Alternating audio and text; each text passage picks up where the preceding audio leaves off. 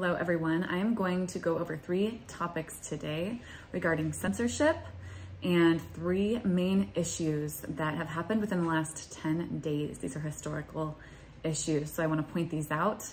Number 1, PayPal's new released user agreement clause. Number 2, California's misinformation law for doctors. And number 3, the insight from Jeffrey Sachs regarding the attack on the Nord Stream pipeline, how this was censored immediately from the media. So let's get to it. So number 1, PayPal. PayPal released user policy information stating that people who post or publish hate speech or misinformation, and now I'm quoting this clause, it states that may be subject to damages, including liquidated damages of $2,500 US per violation, which may be debited directly from your PayPal account. This includes sending, posting, or publication of any messages, content, or materials that promote misinformation. So it'll be nice once we receive an understanding of what misinformation is, what falls under the lines of misinformation, and also who decides what is misinformation. That'll be nice to know. So PayPal received an abundance of backlash from us, the people, including Elon Musk. Some people pointing out that Bitcoin fixes all of this. Just a fun fact. So PayPal has since retracted the user policy information, stating that it was a mistake to release this, adding that, and I quote, PayPal is not fining people for misinformation, and this language was never intended to be inserted in our policy. Okay, so whether or not that was meant to be in the policy or inserted, that's alarming in itself, that a policy agreement that we are agreeing to by using PayPal has either been hijacked or is including misinformation. So that's something to pay attention to. And just another fun fact, PayPal is owned by Venmo, which is owned by eBay. Moving on to number 2. California's Governor Newsom signed legislation on September 30th that any licensed physician or surgeon is committing unprofessional conduct if they disseminate misinformation or disinformation about the nature and risks of the virus, the prevention and treatment of COVID-19. This bill also states that the bill does not apply to any speech outside of discussions directly related to COVID-19 treatment within a direct physician-patient relationship. So that's interesting. So what this is basically saying is that the doctor has to go along with the narrative about what is wanting to be put out about COVID-19. And if they don't, when they're speaking with their patients, then they may have major repercussions, which includes possibly taking their license away. But they are allowed to speak freely outside of that patient conversation. Well, I don't know if we can say freely, as we know that YouTube has guidelines against being able to speak completely freely on our own thoughts. So that's all very interesting. But right now we're moving, it looks like California is now moving into a one-size-fits-all for medical care, which we know, anybody knows, and most physicians know. That's why there's so much backlash. That's incredibly dangerous to do that. It doesn't make any sense. There is no one-size-fits-all for anything, or else we would all be healthy and happy. So that's what's happening in California. What will be considered misinformation is anything that goes against that mainstream narrative. We have to keep that in mind. So let's not forget that our mainstream is sponsored by Pfizer and Big Pharma, which is a business making billions of dollars on vaccines, and estimated amount actually of $93.5 million per day.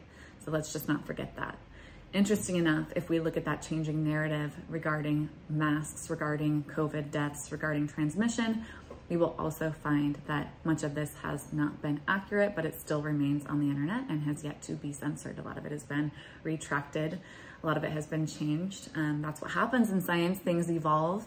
But not only that, one thing that is happening and that is concerning about this law in California is what information is being provided to these patients who are wanting to know what's safe and what is not when it comes to the vaccine. Thankfully, we have people like Dr. John Campbell. If you haven't seen his YouTube channel, I suggest you and encourage everyone to go and visit this, because he does go over, he goes over studies and information from the CDC that is not readily available. The CDC doesn't have this readily available to even patients who are wanting to know more about whether or not they should get the vaccine. And without people like Dr. John Campbell, it would be really difficult to say if the CDC would be, and leading that to the government and to the doctors in California, who are then providing the information to the patients who have to go along with that narrative. So it makes us wonder if those patients would know that mRNA is in breast milk. It'd be interesting to know that there have been adverse effects from the vaccine that are not readily listed on the website and the CDC.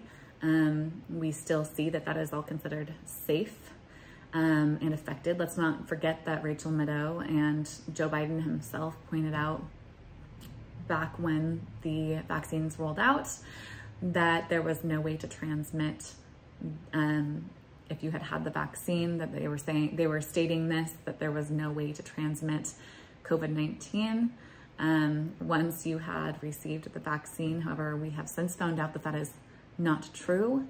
However, that is also still on the media. We still can find those videos on the media of those individuals saying that. And like I pointed out before, this is science. Science evolves, so it's natural to be able to have things that you would find later on. But are we going to lose this transparency? Well, we've never had transparency, but are we going to continue to be censored? And that is my biggest fear at this time, to where we don't have people such as Dr. John Campbell who are bringing out the CDC's actual information and pointing out that, hey, yes, you guys are saying that this is safe, that these new boosters are safe. However, they have never been tested on humans, only 8 mice. And I don't think that this is something, maybe it is, that's an assumption, that will be suggested to the patients from California doctors if they are following within this narrative. But as I pointed out before, there are doctors suing for this new rule, this new regulation. And I guess it'll be a matter of time before we see how that all plays out. Okay, so moving on from that one, number 3, I'm gonna keep this one kind of short, but Jeffrey Sachs, he's a Columbia University economics professor. He was a guest on the live Bloomberg's morning show, and he had much to say about the Nord Stream pipeline and who may have carried out the act or who may have been behind it from his point of view. He even points out that what he is saying in his statements is counter narrative, and that you are not supposed to say these things in the West. You won't be able to find that video any longer on sources other than on sources who captured that video of him pointing out his point of view and the proof that they have regarding the Nord Stream pipeline and just who may have been behind this. So the reason why I am pointing this all out. Oh, and I just want to also point out, I'm going to post the description in the description, I'm going to post the video of somebody who did capture those statements made from Jeffrey Sachs, so that you can just view it for yourself and see what you think. And again, I'm not saying that what he is saying is true, but it is a point of view, and this is freedom of speech. And we all should be able to have freedom of speech. And that is the reason why I'm highlighting all of this. I'm highlighting these three things because we are not headed towards censorship. We are already in censorship. It is happening now. So for those of you who are still believing that this will never happen, for anybody who has seen the censorship that lies within China, and how they are on a social credit system and are saying still that this will never happen here in the United States. We are already there. This is already happening. And it's happening right in front of our eyes. So I do believe personally, this is my personal opinion, my personal view, that we are in the eye of a storm. And I think we are entering that other side of the eye, and I think it's going to get messy, and it's time to buckle up and really build our foundation and our strength personally as individuals, and not succumb to the fear, but just know that nothing that is maybe a plan, or that we are seeing these elites and globalists trying to roll out, none of that has happened yet. And we are the individuals, and where we put our wealth and where we put our attention can help dictate and navigate us through this storm and create our future. So let's not forget the severity of all of this, but let's also not succumb to the fear and just trust in our gut and our internal wisdom. That is what I will be doing. So this is all very heavy information. I'm aware of that. And I do want to end on a quote. One quote that I've referenced before. This is a quote from A Man's Search for Meaning by Viktor E. Frankl. And that is that everything can be taken away, or I'm sorry, let me restart. Everything can be taken from a man but one thing, the last of the human freedoms, to choose one's attitude in any given set of circumstances, to choose one's own way. So let's just not forget that. And that is my video for today. Please hit the subscribe button if you haven't already, and I will be back on the next video, and I will see you then. Thanks.